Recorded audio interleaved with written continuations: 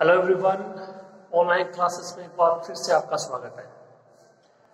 देखिए, हम पढ़ रहे थे चाप की लंबाई के बारे में और उसके ऊपर आधारित ना जितने भी इम्पोर्टेंट क्वेश्चन किए हैं वो उनमें से ही आपको कोई एक क्वेश्चन एग्जाम में मिल जाएगा। ठीक है, अब यहाँ पे देखिए, ये क्वेश्चन लिखा हुआ है, परवलय y² = 4x के नाभिलंब के द्वारा काटे गए चाप की लंबाई ज्ञात कीजिए।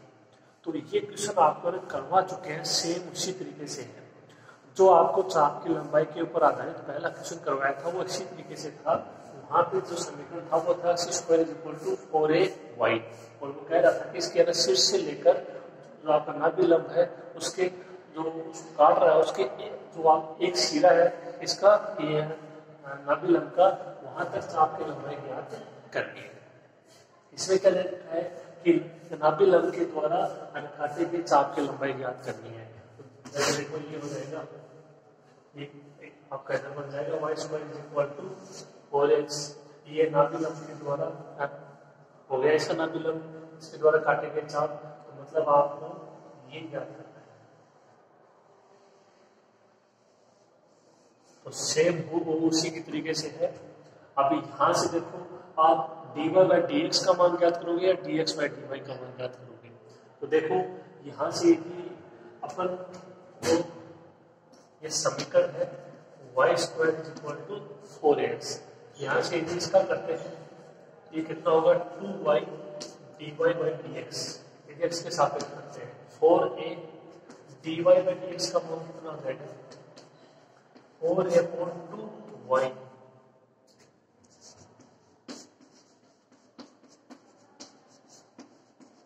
और जो आपका y है उसकी जगह 2√ax,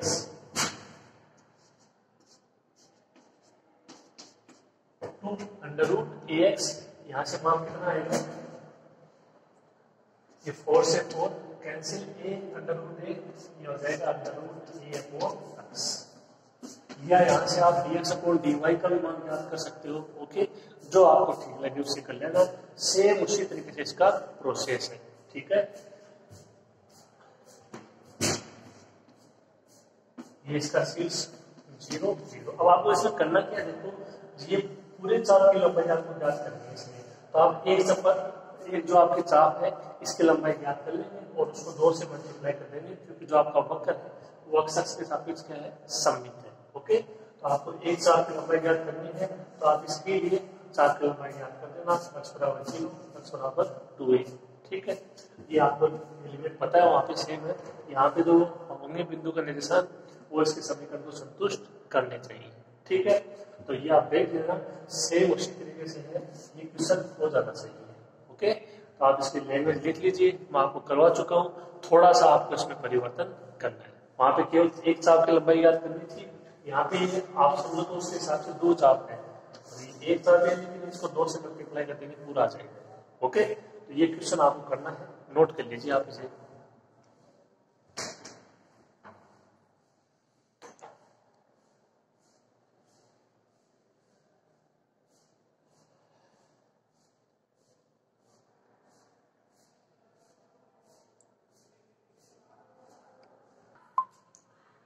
अब देखिए, इसके बाद में जो नेक्स्ट टॉपिक है, जो चाप की लंबाई के बाद है, वो है वक्र का नेज समीकरण। क्या नाम है, वक्र का नेज समीकरण। होता क्या है, देखिए आप,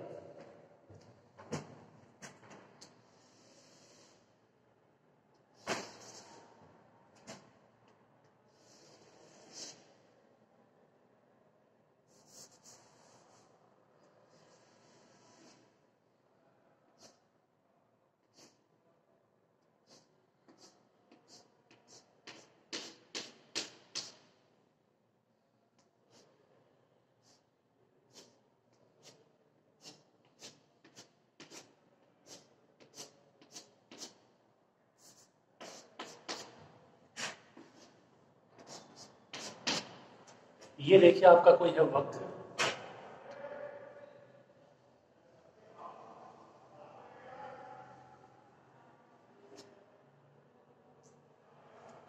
ठीक है, और ये बिंदु है ये क्या है? वक्र पर कोई स्थिर बिंदु है।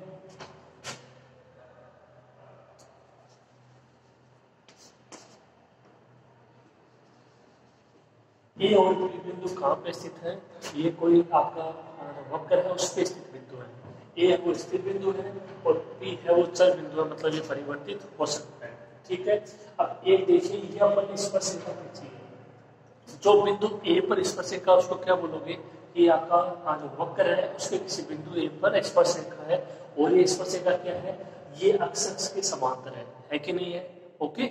इसके अलावा जो बिंदु पी पर स्पर्शिका है, ये क्या है?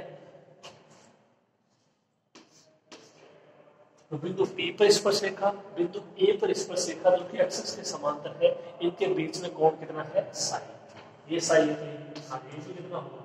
साई होगा। ओके। तो ये इस तरीके से इसका थोड़ा सा डायग्राम बनेगा। एस है वो कौन सी दूरी है?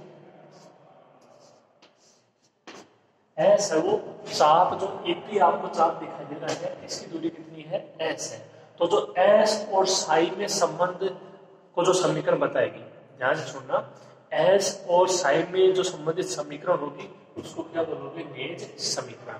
हमेशा आप याद रखोगे, ये आपके आगे भी काम में आएगा कि जो नेज समीकरण होता है वो एस और साई के संबंध को दर्शाता है। एस क्या है? एस वो कोई चाप है एपी, उसकी लंबाई है। ठीक है। साई क्या है? बिंदु ए पर स्पर्शरेखा और बिंदु पी पर स्पर्शरेखाओं के बीच का कोण है। ठीक है। तो लिख देते हैं, देखिए थोड़ा सा इसके बारे में।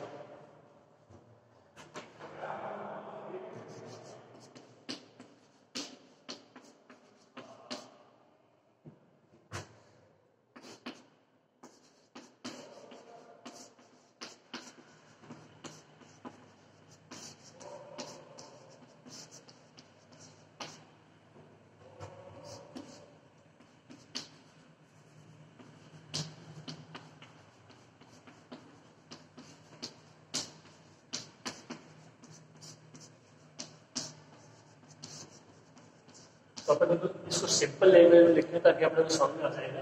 ये क्या है? ये वक्र पे स्थित कोई स्थिर बिंदु है। ये क्या है? ये वक्र पे स्थित कोई चर बिंदु है।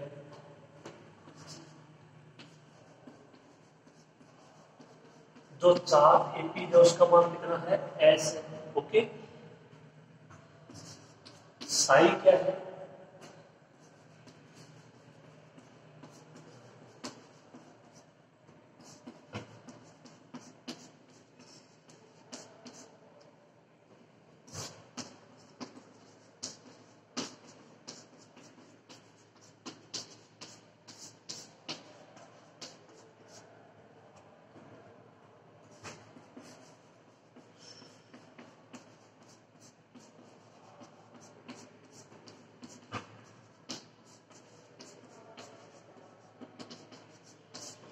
साई क्या है?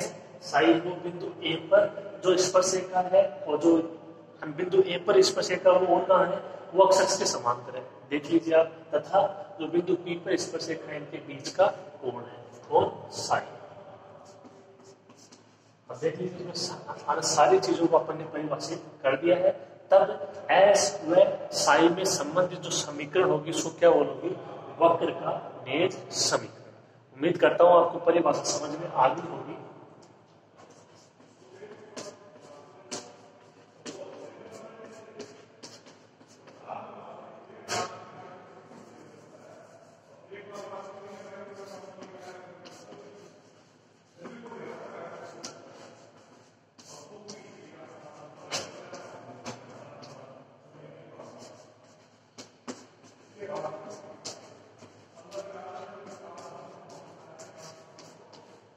तब एस व साई में संबंधित समीकरण होगी उसको क्या बोलेंगे?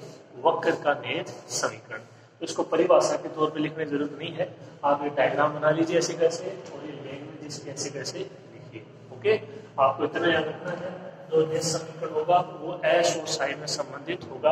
और आप इसको याद रखिए, क्योंकि ये आपके आगे की क्लासों में भी काम में आएगा। ओके। नोट करिए इसे।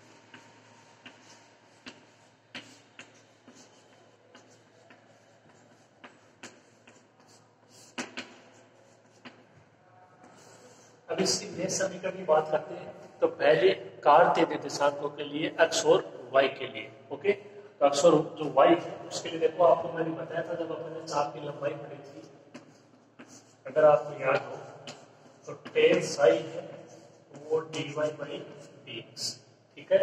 यदि आप जो y उसको fx लो तो dy बाई dx को क्या लिख सकते हो, f रेस x, ओके। बिंदु ए पर अक्ष के सापेक्ष है तो अपने को अक्ष की लिमिट चाहिए, तो कोई मान ले लेते हैं कि तो बिंदु ए पर है अक्ष का मान ए है, और जो बिंदु बी पर अक्ष का मान क्या है बी, ये कोई मान ले लिए। तो जो चाप की लंबाई होगी वो क्या होगी, ए से बी हो जाएगी 1 प्लस dy बाई dx का होल स्क्वायर का अंडर रूट dx। ध्यान रहे जहां पे जो dy बाई dx है उसका मान 10 साई बाई, सॉरी जो dy बाई dx है उसका मान 10 साई। तो ये समझ आपको पता होना चाहिए कार्तीय निर्देशांकों के लिए, ओके। ये आपको बता चुके हैं, ये भी आप जानते हैं, इसको ऐसे भी लिख सकते हैं। ये कोई इसकी सीमा हो जाएगी बिंदु ए पर बिंदु बी पर जब अक्ष के सापेक्ष कर रहे हैं, तो ये आप याद रखें। तो 10 psi is equal to dy by dx, okay. लिखो आप इसको।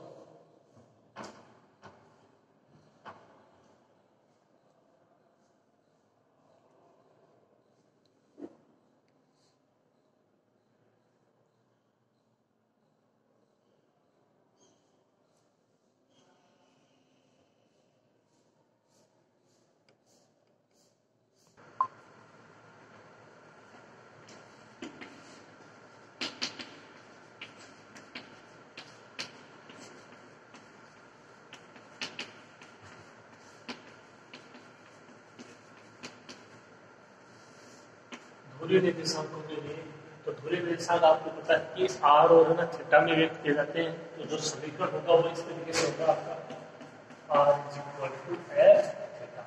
और इस समीकरण के लिए जो चाप की लंबाई होती है वो आपको अच्छे से पता है, मैं करवा चुका हूँ। इसका डायग्राम देख लीजिए आप।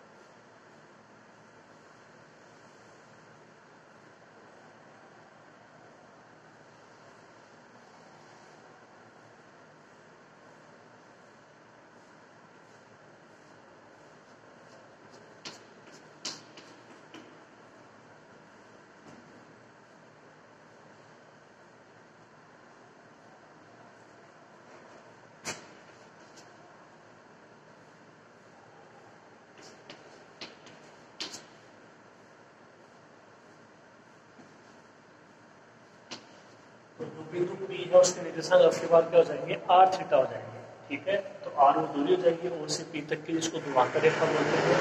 और जो आपका थीटा है वो कोण होगा, जो OP रेखा है वो आपकी प्रारंभिक रेखा या निश्चित रेखा अक्ष के साथ बनाता है। यानी आप बोल सकते हो कि बिंदु P का सदिश कोण क्या है, थीटा है।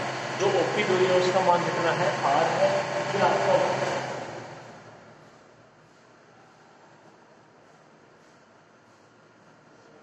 दूरी चाप एपी एस, ओके। ये आपकी स्पर्शिका अक्ष के समांतर, ये आपकी स्पर्शिका बिंदु P पर, ओके। फिर देखिए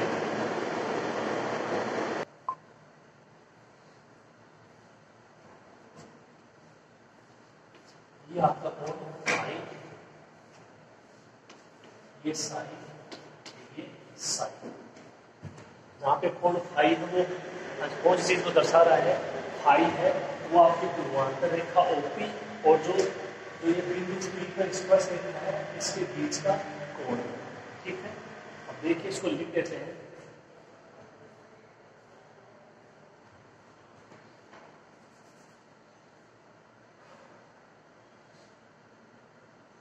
तो इसमें देखो साइन के बारे में तो आप लिख चुके हो, चार एपीबीएस है।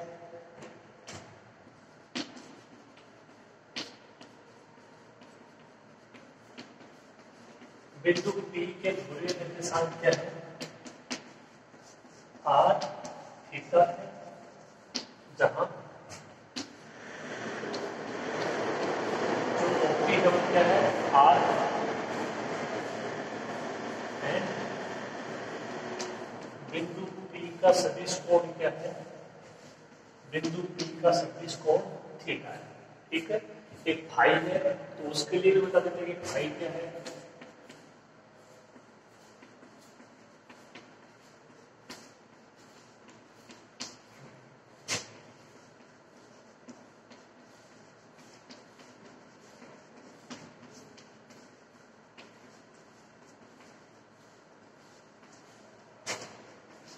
फाई क्या है? जो आपकी ध्रुवांतर रेखा ओपी है वह पी पर स्पर्श रेखा के मध्य कोण है। ठीक है, तो देखिए यहाँ पे जो मान होगा वो R is equal to F theta के रूप में होगा। पी के ध्रुवीय निर्देशांक आर थीटा होंगे। आर जो ओपी है इसको बोलोगे ध्रुवांतर रेखा, उसका मान होगा आर। दूरी जो बिंदु पी है उसका सदिश कोण होगा थीटा। साइड के बारे में अपन बता चुके हैं। ठीक है, जो एस है उसके बारे में बता चुके हैं। फाई है वो अलग है, तो फाई क्या है? जो आपकी ध्रुवांतर रेखा ओपी है और जो बिंदु पी पर स्पर्श रेखा उसके बीच का कोण है।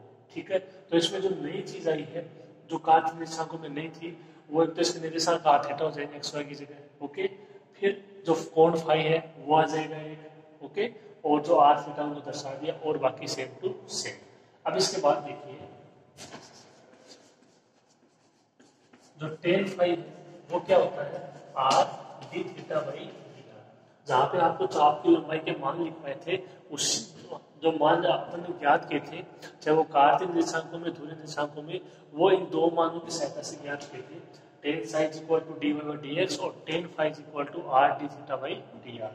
तो वहां से आप देख सकते हो वहीं से हमने ये लिखे हैं। ओके, और अगर विस्तार से देखना चाहो तो ये कैलकुलस के चैप्टर नंबर 3 में आपको सारे मिल जाएंगे, मैं आपको बता चुका हूँ। ठीक है, अब यहाँ पे जो मान होगा वो क्या होगा? Tan phi equal to R theta D R. जो साइन है उसका मान आप क्या लिख सकते हो? देखो यहाँ पे साइन का मान लिख सकते हैं अपन थीटा प्लस फाइव।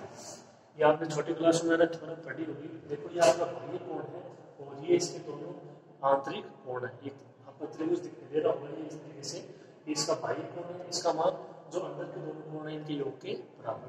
साइन का मान theta plus five, ten five उसका मान are D theta by D are. Okay, तो ये आप डायग्राम बनाइए अच्छे से और ये थोड़ी सी इसकी लैंग्वेज लिख लीजिए ध्रुवीय निर्देशांकों के लिए।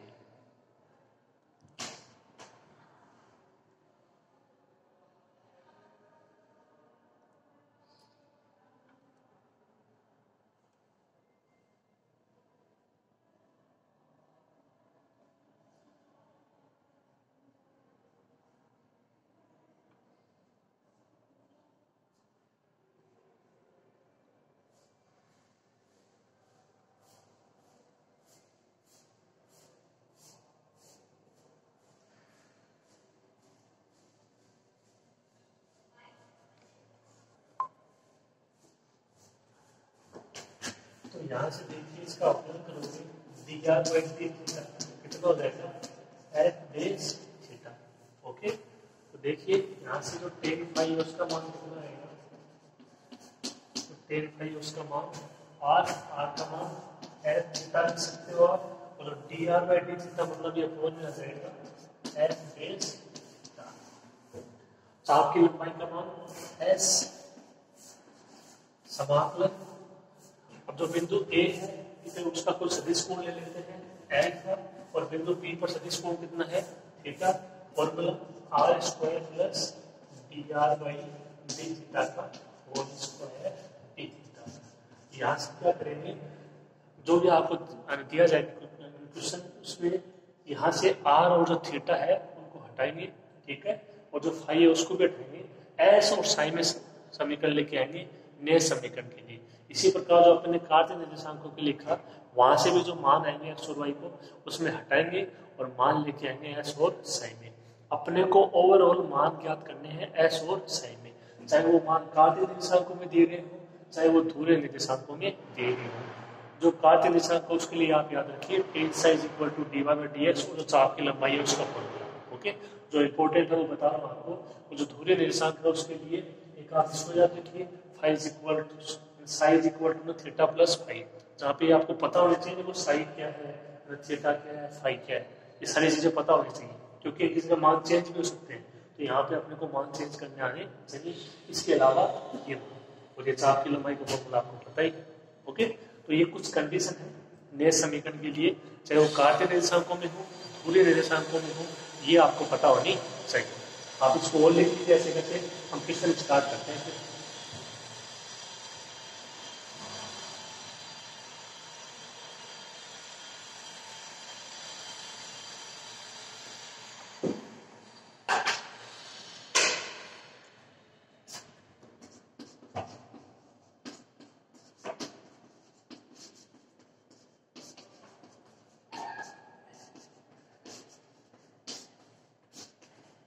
जहाँ पे अल्फा क्या है, बिंदु ए का सदिश कोण, ये देखो लिमिट, यहाँ पे ए का कोण, यहाँ पे पी का, तो पी का तो अपने ले लिया थीटा, ए का कोई और ले लेंगे अल्फा। अब वो अकॉर्डिंग टू उसमें डिपेंड करता है ना क्वेश्चन पे कि वहाँ पे क्या मान दिया गया है। ओके, तो वो वहाँ पे देखेंगे क्वेश्चन में, यहाँ पे आपको इतना समझना है कि जो चाप की लंबाई आप याद कर रहे हो, तो बिंदु ए के लिए और बिंदु पी के लिए, चाहे वो अक्ष हो, वाई हो, आर हो, थीटा हो, जो भी, ठीक है, लिख लीजिए।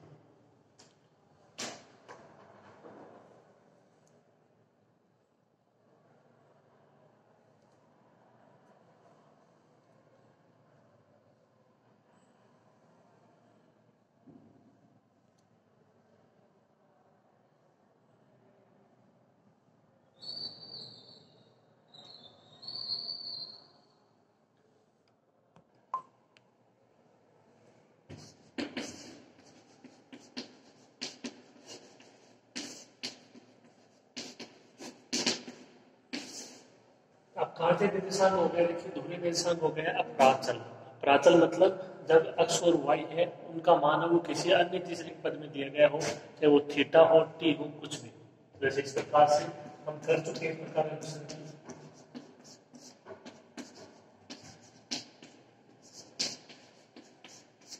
ये कोई फलन है कि एक्स का मान वो टी के पदों में है और जो वाई है उसका मान टी के पदों में है। तो देखिए इसमें आपको केवल लिखना रहना है, जैसे अपना टेन साइड क्या होता है D Y by D X, तो इसको आपको टी के पदों में तोड़ना है, D Y by D T, D T by D X, या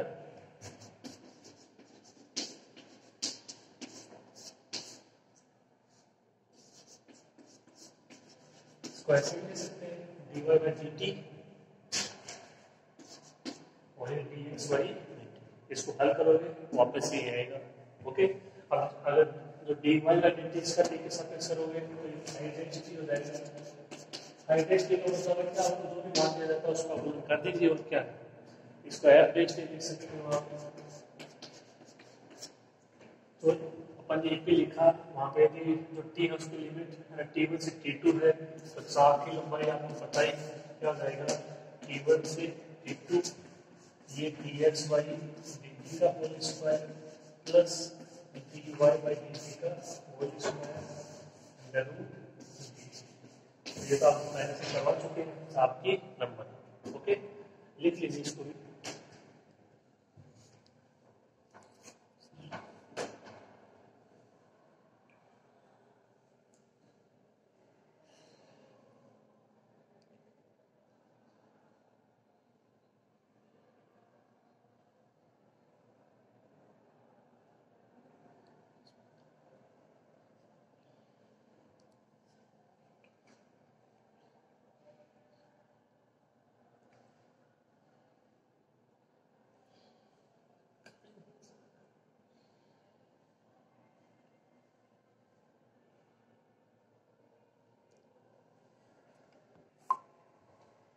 देखिए अपना पहला क्वेश्चन ध्यान से समझना है, बहुत ही आसान क्वेश्चन है। एक बार कॉन्सेप्ट समझ में आ जाएगा तो क्वेश्चन हो जाएंगे। देखिए catenary y is equal to C cos hyperbolic X upon C का नए समीकरण ज्ञात कीजिए। केटनरी से संबंधित आपको एक क्वेश्चन करवा चुके हैं, तो थोड़ा बहुत आपको आइडिया होना चाहिए कि केटनरी क्या है, किस प्रकार से डायग्राम बनेगा। ठीक है, इसका जो डायग्राम है वो परवलय की तरह बनेगा, लेकिन जो शीर्ष है वो मूल बिंदु नहीं होगा। अगर आपको याद हो कि एक तरीके का क्वेश्चन आपको करवाया था चाप की लंबाई के लिए, ये समीकरण दे रखा है, आपको इसका नए समीकरण यानी एस और साई में संबंध ज्ञात करना है। देखिए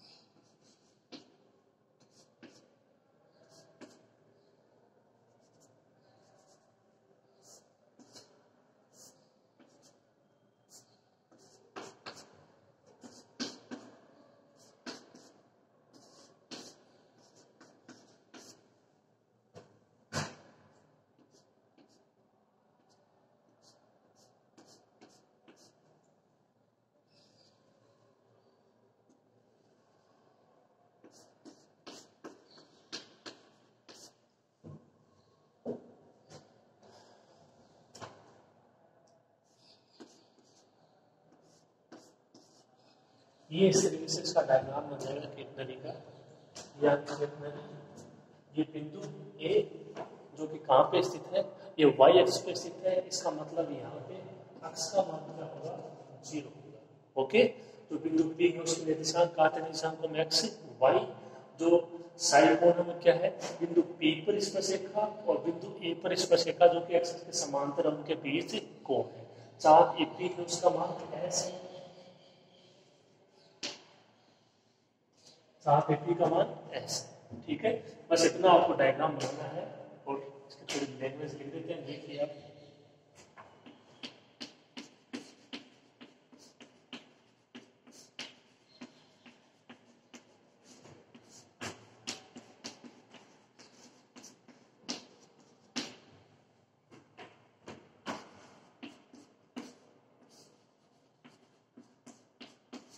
ये आपका दिया गया का समीकरण y is equal to C cos hyperbolic X upon सी।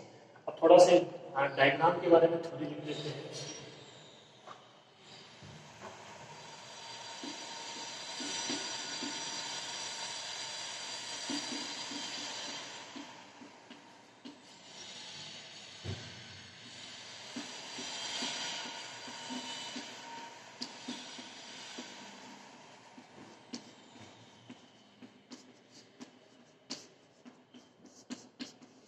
तो यहाँ ए क्या है, ए है वो केटनरी का शीर्ष है, वाई एक्स पे है, एक्स का मान 0। ओके,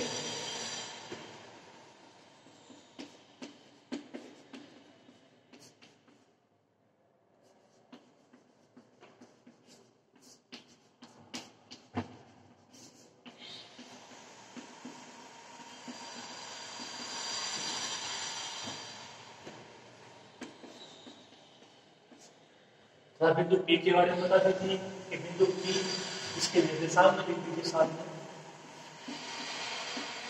बिंदु पी क्या है, केंद्र पर स्थित कोई अन्य बिंदु है।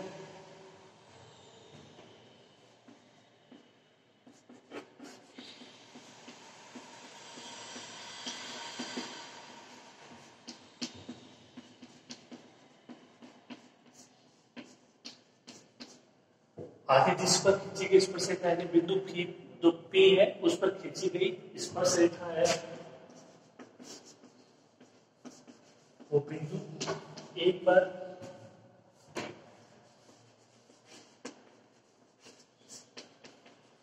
खींची गई स्पर्शरेखा यानी अक्ष के समांतर।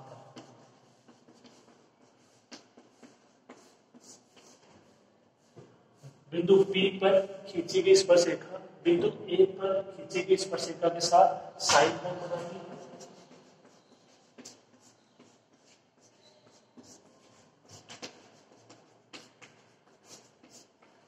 तो इस वेग में तो देखो अगर डायग्राम बन जाता है तो आप अपने अकॉर्डिंग इसको किसी प्रकार से लिखिएगा। बिंदु ए है वो क्या है, बिंदु पी क्या है, इस पर से कोण के बारे में। ठीक है, लिखो, शुरू करो इसको। डायग्राम वो सही से बनाना इसका।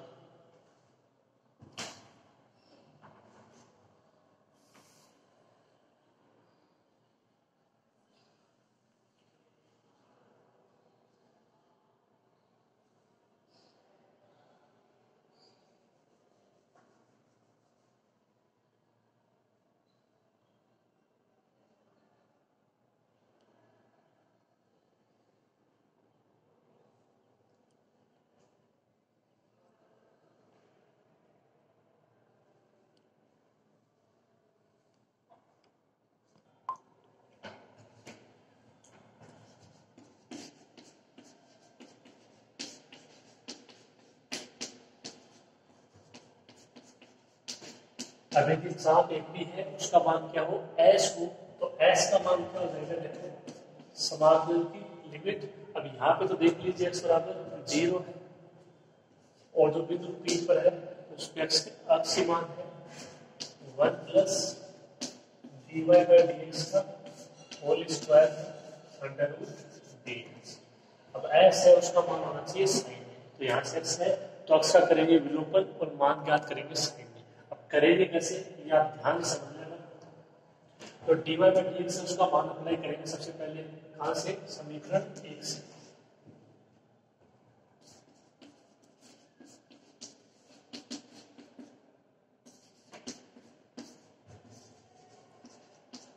ये y का मान था c cos हाइपरबोलिक अक्ष अपॉन c cos tan। यहां से इसका उपयोग करते हो dy बाई dx c ऐसे कैसे, जो कोस है उसका साइन हाइपरबोलिक अक्ष अपॉन सी। आपको मैंने बताया था कि हाइपरबोलिक में माइनस नहीं आएगा। अब जो अक्ष अपॉन सी है उसका करते हो तो 1 अपॉन सी, सी से सी कैंसिल, जो dy बाई dx उसका मान कितना है, साइन हाइपरबोलिक अक्ष अपॉन सी। समीकरण 3 से मान कहां रखोगे, समीकरण 2 में।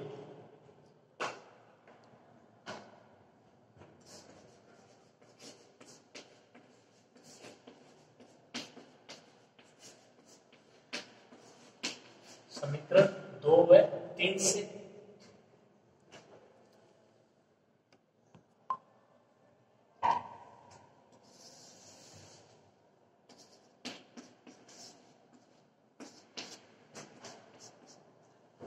dy बाई dx का होल स्क्वायर तो ये कितना हो जाएगा,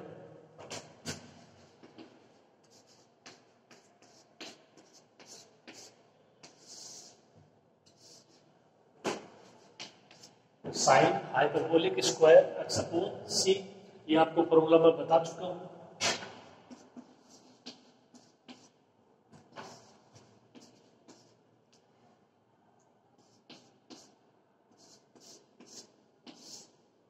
इसका मान कितना हो जाएगा, कोस हाइपरबोलिक स्क्वायर अक्ष अपॉन सी।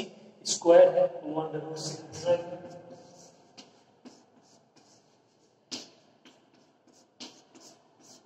कोस हाइपरबोलिक अक्ष अपॉन सी। कोस है उसका समाकलन साइन हो जाएगा। अब अक्ष अपॉन सी का ये 1 अपॉन सी, लेकिन समाकलन में अपॉन में आएगा।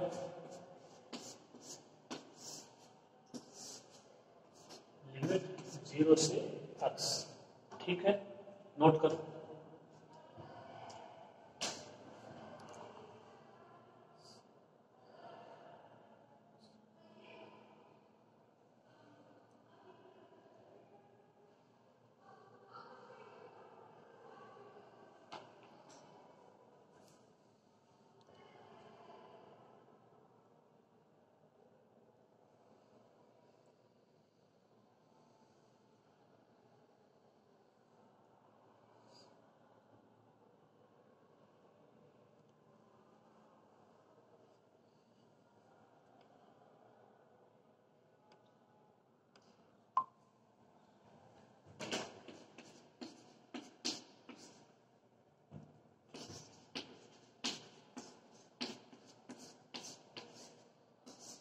तो सी है वो तो बाहर आ जाएगा और ये लिमिट अप्लाई करोगे तो नीचे वाली लिमिट से तो जाएगा 0, ऊपर वाली लिमिट से कोई प्रभाव नहीं पड़ेगा, x की जगह x मान क्या आ जाएगा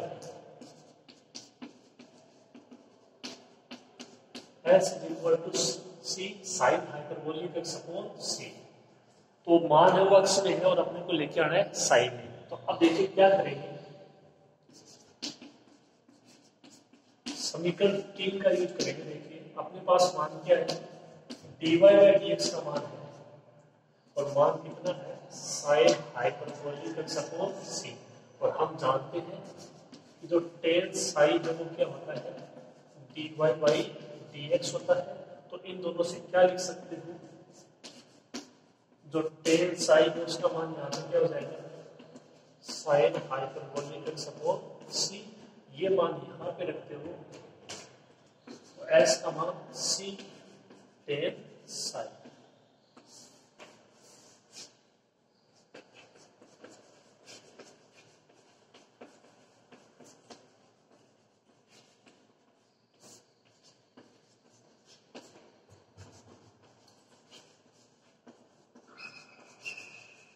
ये क्या है वक्र का अदिष्ट नेज समीकरण s is equal to c tan sign.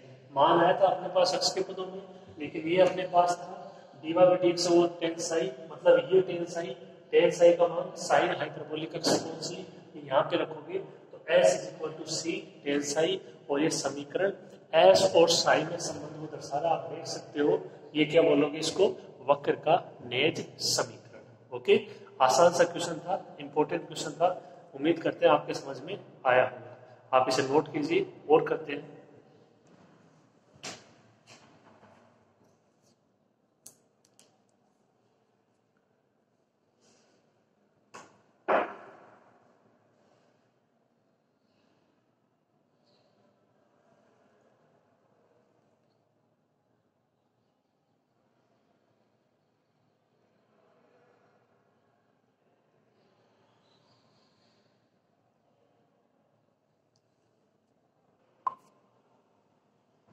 देखिए नेक्स्ट क्वेश्चन, एक समीकरण दे रखा आपको किसका, वक्र का P is equal to R sine alpha का नेक्स्ट समीकरण याद कीजिए।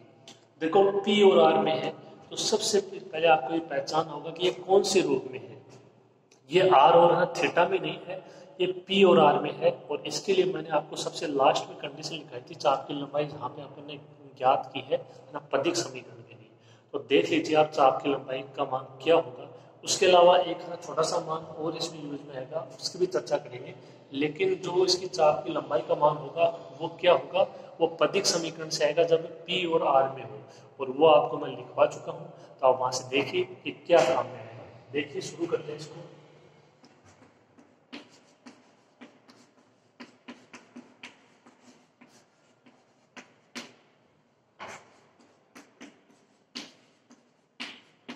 ये वक्र का समीकरण P is equal to R sine alpha.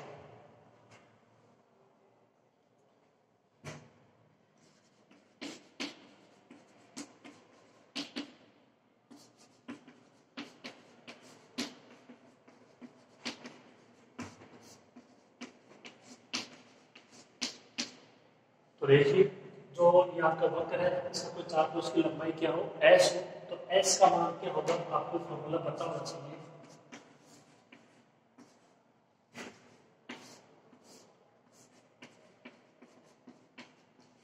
ये मान होगा r upon under root R square minus P square टी आर। ये आपको बता चुके हैं।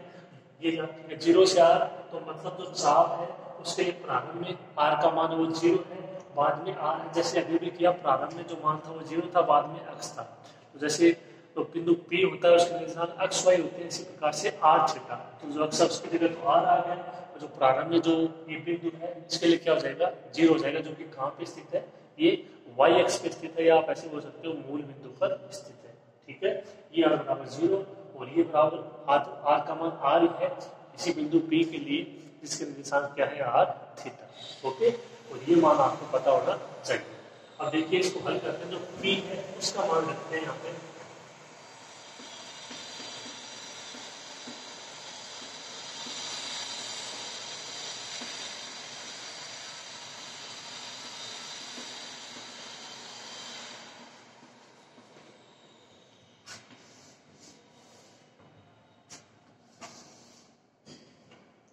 तो देखिए जो पी स्क्वायर है उसके लिए क्या हो जाएगा आर स्क्वायर साइन स्क्वायर, कोई दिक्कत नहीं, ठीक है।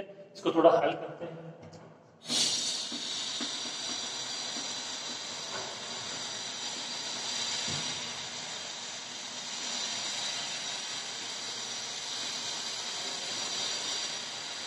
कितना हो जाएगा R square common 1 minus sine square alpha cos square alpha under root से बाहर आएगा तो आर कोस अल्फा,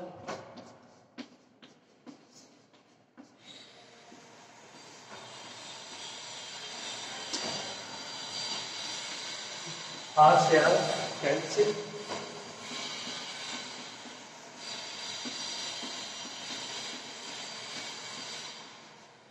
तो कोस अल्फा वो ऊपर जाएगा तो सेक अल्फा समाकलन 0 से आर डी आर के सापेक्ष कर रहे हैं, सेक अल्फा कांस्टेंट हो जाएगा, जो डी आर है उसका समाकलन आर, इसकी लिमिट 0 से आर, इस पर कोई प्रभाव नहीं पड़ेगा, आर माइनस 0 आर, एस का मान क्या जाएगा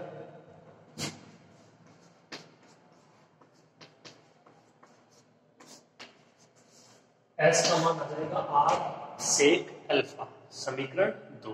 ध्यान रहे जो मान है वो एस और साइन में लेके आना है, यहाँ पे आर आना है। तो जैसे काट निर्देशांकों में एक्स है उसको हटाया था, उसी हिसाब से यहाँ पे आर को हटाएंगे। ओके, तो सिंपल सा प्रोसेस है। लिखिए पी का मान आपको दिया गया है, इतना पहचानना है कि ये कौन से रूप में है, ये पदिक रूप में है पी अपॉन आर, वो सॉरी पी और आर में ये अप्लाई हो जाएगा।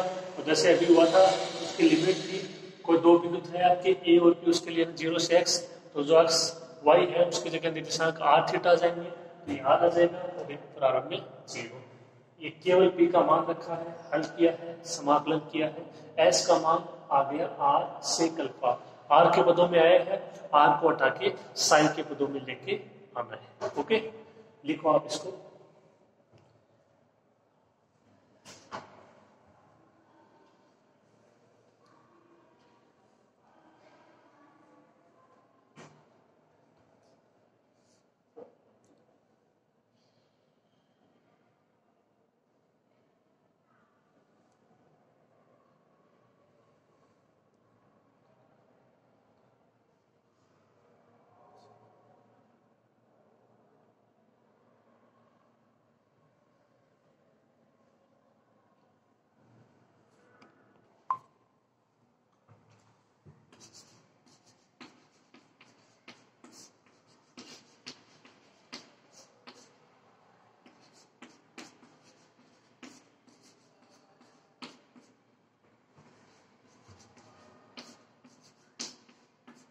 अभी एक संबंध होता है देखिए, जो कि एस साई और आर में होता है और पी में, ठीक है।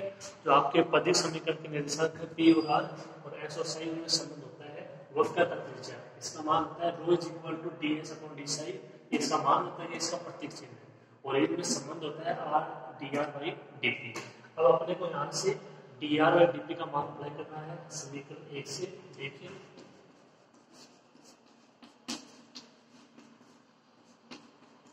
ये समीकरण 1 से मान था P is equal to R sine alpha, तो यहाँ से इसका आर के सापेक्ष करोगे तो ये D P by D are क्या हो जाएगा आर का 1 साइन अल्फा, तो यहाँ से D R by D P क्या हो जाएगा ये 1 अपॉन साइन अल्फा यानी कोसेक अल्फा।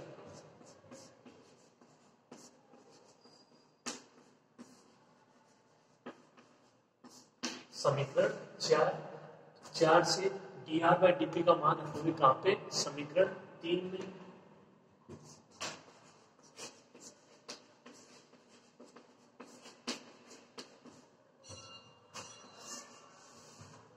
कितना आएगा देखिए,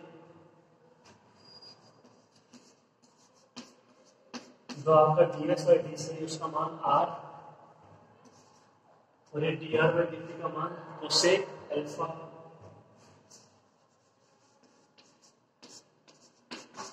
ये समीकरण 5।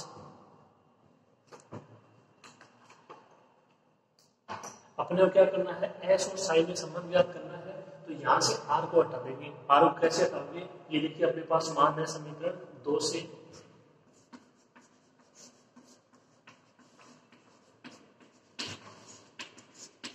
समीकरण 2 है 5 से ds बाई डी साइन का मान r का मान s अपॉन सेक अल्फा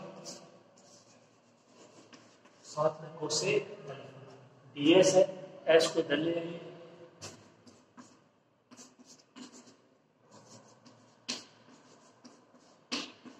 जो आपका कोसेक अल्फा इसको क्या लिखोगे 1 upon sine alpha sec alpha इसको 1 अपॉन कोस अल्फा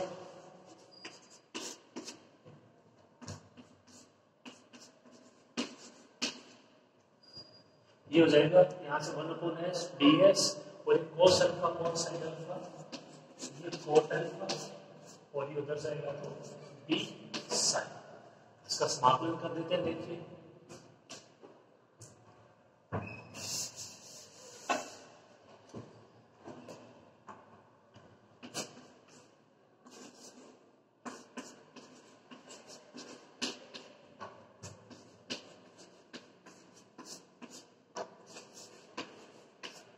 इसका दोनों तरफ समाकलन करोगे ये समाकलन 1 अपॉन एस डी एस ये कोट अल्फा कांस्टेंट है बाहर समाकलन डी साई इसका समाकलन log एस इसका समाकलन साई और प्लस में कोई कांस्टेंट। ठीक है नोट कीजिए थोड़ा सा और है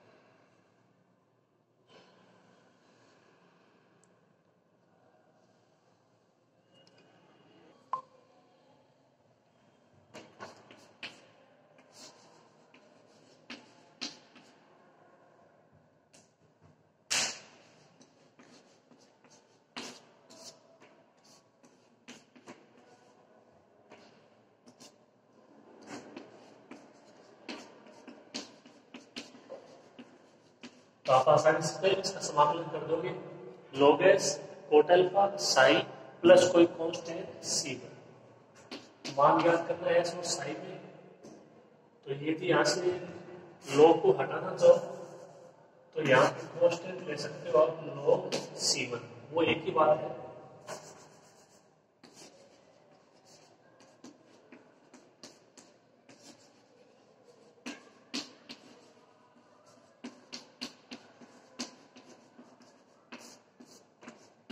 इधर आ जाएगा log s minus log c1 is equal to cot alpha psi log m minus log n log s upon c1 psi cot alpha ये log इधर जाएगा तो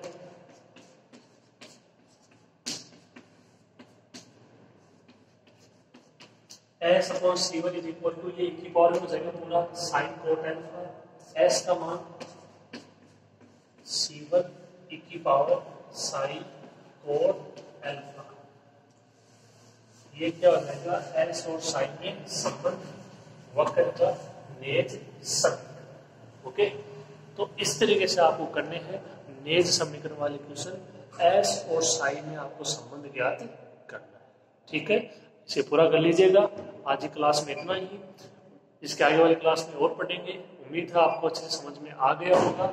आप भी इसके एग्जाम्पल करने की कोशिश करना।